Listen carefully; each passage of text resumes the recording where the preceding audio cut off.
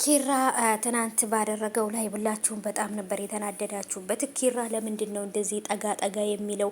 ራሱን በጣም ነው የሚቆልለው፣ ራሱን ያካብዳል። እንደዚህ መሆን የለበትም። ስለዚህ ለምንድን ነው እንደዚህ ያደረገው እያላችሁ በጣም እየተናጨነጫችሁ ነበር ማለት ነው ብዙዎቻችሁ። እኔም በእርግጥ ኪራ ቀረብ ቀረብ የሚላት ነገርና እንደዚህ ከልጅቷ ጋር የሚሳፈጠው ነገር ምንም አልተመቸኝም። ምክንያቱም ባለትዳር የሆነ ወንድ መስመር ሊያበጅለት ይገባል።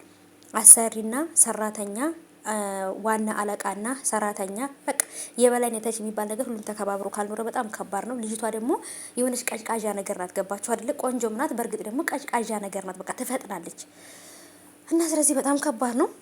ናሆማ ሰራተኛይቱን ለምን አስገባት? በጣም ኒንጃ። በቃ ብዙ ኮሜንት እየሰጣችሁ ነበረ። ሰላም ውድ የተከበራችሁ የቻናል ተከታታዮች እንዴት ናችሁልኝ? ከኔ ጋር ሁሉ ሰላም ነው። ሰላማችሁ ብዝት ትርፍ ይበልኝ ባላችሁበት ውድ ቤተሰቦቼ። ለቻናሌ አዲስ ከሆናችሁ ሰብስክራይብ አድርጋችሁ ቤተሰቡን ነባሮች እንኳን በሰላም መጣችሁ ብያለሁ። ውዶቼ እንግዲህ ተወዳጁ የጽናት ድራማ ይዤላችሁ መጥቻለሁ። ትናንት በሰራሁበት ላይ ብዙ የራሳችሁን ኮሜንት ሀሳብ እየሰጣችሁበት ነበረ። ትክክል ነሽ፣ አዎ እውነት ነው፣ የቤት ሰራተኛቱ መምጣትም አልነበረባትም። በቃ የተለያዩ ሀሳቦችን እየሰጣችሁ ነበረ። ስለምሰጡኝ ሀሳብ አስተያየትም አመሰግናለሁ።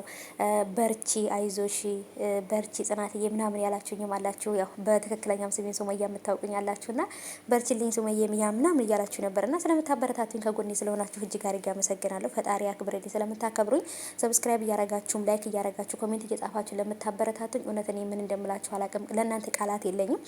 ፈጣሪ ያክብርልኝ።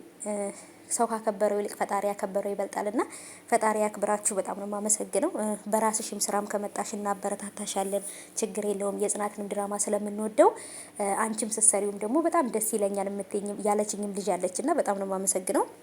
ወዳችሁ ስለምትከታተሉኝ ማለት ነው። ምክንያቱም ድራማው የሌላ ሰው ስራ ቢሆንም ግን ደግሞ እኛ በፎቶ አምጥተን ነው አስተያየት የምንሰጥበት ማለት ነው። እና ሰው የተሰማውን ደግሞ በእኔ ቪዲዮ ስር ኮሜንት ያስቀምጥልኛል ማለት ነው። እና ይሄ ነገር ደግሞ በጣም ደስ ይላል። ስለዚህ ውዶቼ ዛሬ የመጣሁት በጽናት ድራማ ነው።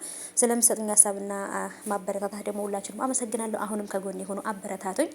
ድራማዎቹ ካለቁ በኋላ በራሴ ስራ እመጣለሁ ብያችሁ ነበረ። እናንተም ደግሞ ችግር የለውም እናበረታታሻለን ነይ ብላችሁኛል።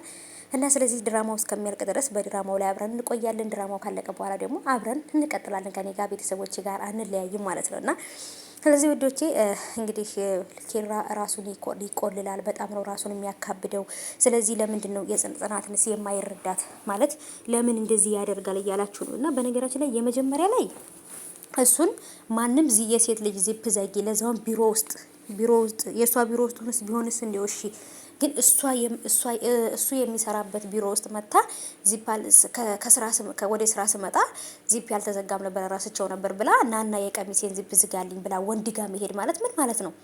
ስለዚህ ልጅቷም ቤት ውስጥ ያቺ የቢሮ ውስጥ የምትሰራው ጸሐፊዋ ራሱ በጣም የሆነ በቃ ቀጭቃዣ ነገር ናት። የሚደረግና የማይደረግ ነገር ባለትዳር ወንድ ነው ምናምን በቃ ዛሬ ተዋርጃለሁ እያለች ለኪያ እየነገረቻት ነበር። እንዲሆነ ነገር እንደዚህ ይብዚብ እየዘጋልኝ ጽናት መጣች ምናምን። ጽናት ግን ብላታለች አንቺ ባሰብሽው መሰረቱ ሳይሆን በበጎ መልኩ ነው የምትረዳው፣ ስለዚህ ችግር የለውም ብላ ነበር ዝም ያለቻት። ግን ጽናት ጋር የመጀመሪያው ላይ ምንም አልመሰላትም ነበር። ግን ስልኳን ረስታ ተመልሳ መታ ግን ኪራ ሊያዞረው ሲል እሷን ይዟት ከሱ ላይ ወድቃ በነበረችበት ወይም ደግሞ እሱ ጋር እግሩ ላይ ቁጭ ብላ በነበረችበት ሰዓት የገባች ጊዜ የመጀመሪያውን የጀመሩትን ሀሳብ የጀመሩትን ብልግና ለመጨረስ ልጅቷ ተመልሳ የመጣች ነው የመሰላት። ደግሞ እኔ በጽናት ቦታ ቢሆን የማስበው ነገር ይሄንን ነው። መጀመሪያ ላይ አብረው አይቻቸው ድጋሚ ስመለስ አሁንም አብረው ካየዋቸው ሌላ ነገር ምንም ልጠረጥር አልችልም። ስለዚህ በጣም ከባድ ነው። ናሆማም ደግሞ የቤት ሰራተኛቱን ቤት ማምጣቱ በጣም ትልቅ ችግር ነው እያመጣበት ያለው። ምን ሊፈጠር እንደሚችል እንግዲህ ማሰብ በጣም ከባድ ነው። እንግዲህ በጣም ብዙ የተፈጠሩ አዳዲስ ነገሮች አሉ። በቀጣይ ደግሞ እስኪ አብረን የምናይ ይሆናል። ይችም ልጅ አርፋ መቀመጥ አለባት። ጽናትም ደግሞ ኪራ ልትረዳው ይገባል። እንግዲህ አሞት ስለነበር ማለት ነው። እንግዲህ አዳዲስ ነገሮች አሉ። እነሱን የምናየው ይሆናል። ሰኒም እንግዲህ በፍቅር ተይዛ እየተሰቃየች ነው። ጨበርዬም እንደዛው፣ ናቲም እንደዛው። ደግሞ በነገራችን ላይ ቅዱሴን እያሳዩን አይደለም። ቅዱስ የት ነው ያለው? ለምንድን ነው ቅዱስን የማያሳዩን? በነገራችን ላይ አልገባኝም።